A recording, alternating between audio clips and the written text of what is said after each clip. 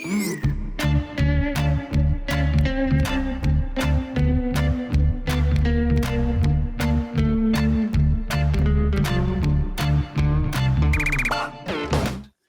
we talked last, you said something I thought was very profound.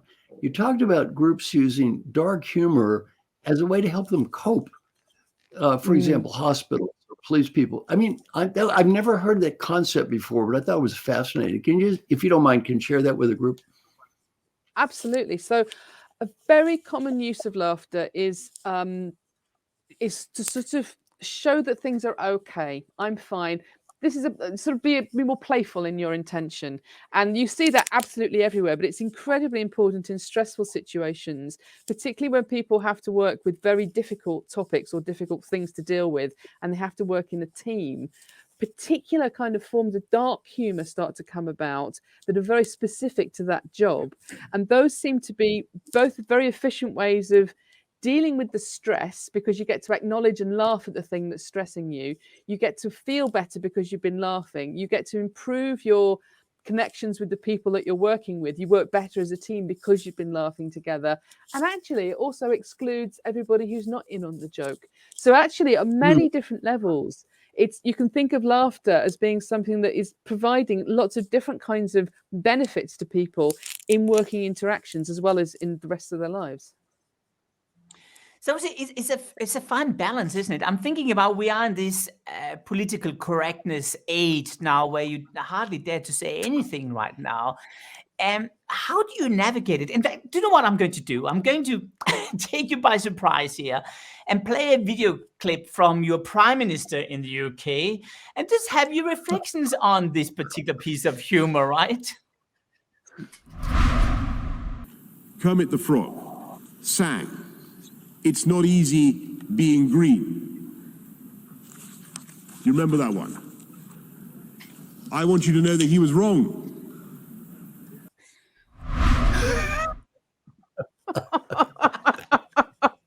Why?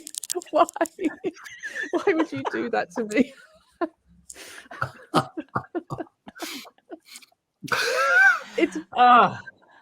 It's very interesting as a piece of comedy because it doesn't work. People aren't laughing. And one of the extraordinary things about live comedy is that it's an art form where you know in the moment if it's working or not, because if there's no laughter, it's not working. And he says, "Oh, it's not easy. Kermit the Frog, do you remember him? Because I didn't get the laugh I thought I'd get when I mentioned Kermit the Frog." And it's just dreadful to watch because he starts to get a little bit of like a sounds from the audience. You clearly are sort of, well, if we don't give him something, he's going to keep asking us. But it's painful. It's painful to watch. I think it's got less to do with political correctness and more to do with a somewhat too great a sense of confidence that anything I do is hilarious. People will love this. I'm going to talk about Kermit the Frog. He was green. That's funny. I just want to. I got one question for Sophie. So, yeah, I've got the ultimate respect for anybody who's a stand-up comedian. That takes guts because you got to die up there sometime. And how do you do it? How do you stand up there when you're just dying? Because I'm sure if you've done enough comedy, you have to have died sometime up there on the stage. You do, and it's one of the first things that you have to learn when you do stand-up comedy. And you can actually only learn it when there's an audience there, is that when you get to a point when you're expecting the audience to laugh, you have to stop. You have to stop talking. You may even take a drink or do something, just kind of cues, this is the punchline. And also, if they don't laugh at that point, to then carry on without looking like you're mortified. And you can only learn to do that with an audience. And if you want a really classic mistake that new comedians make, or people are doing it for the first time or first few times, is they keep talking through their punchline. They get to a funny bit and then they don't leave that gap.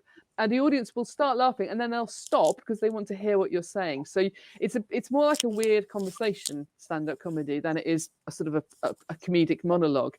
But that means that, of course, there is the tremendous possibility that they won't laugh. If they don't laugh when you're expecting them to, you have to get through that. And then, of course, that builds up. They are not laughing. You realize that you are dying.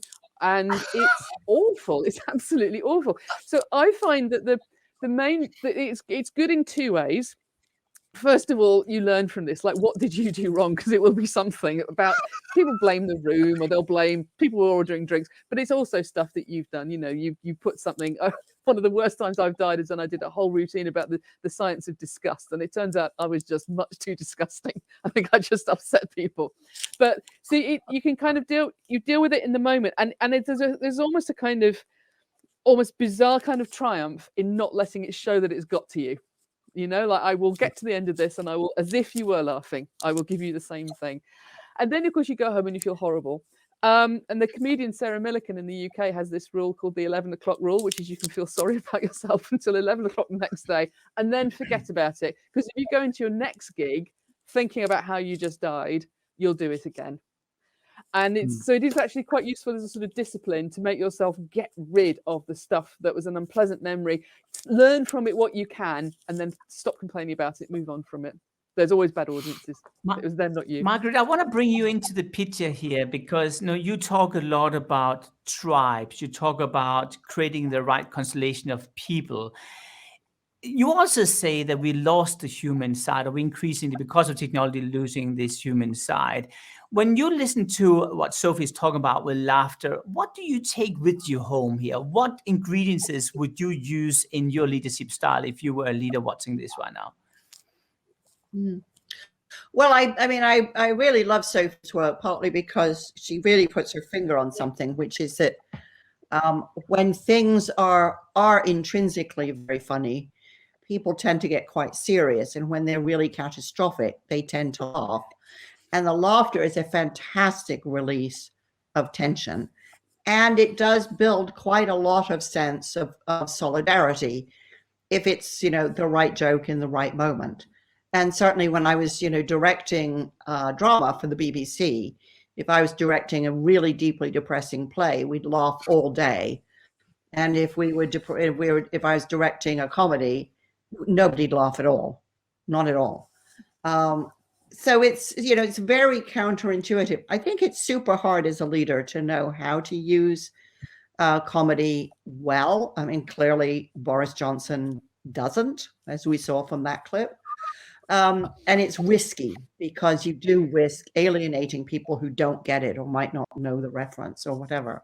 So, one of the funny things doing this for me about doing the Super Chicken talk was, when the first time I ever gave it, I was kind of amazed that people laughed because, when I was rehearsing it on my own, nobody laughed.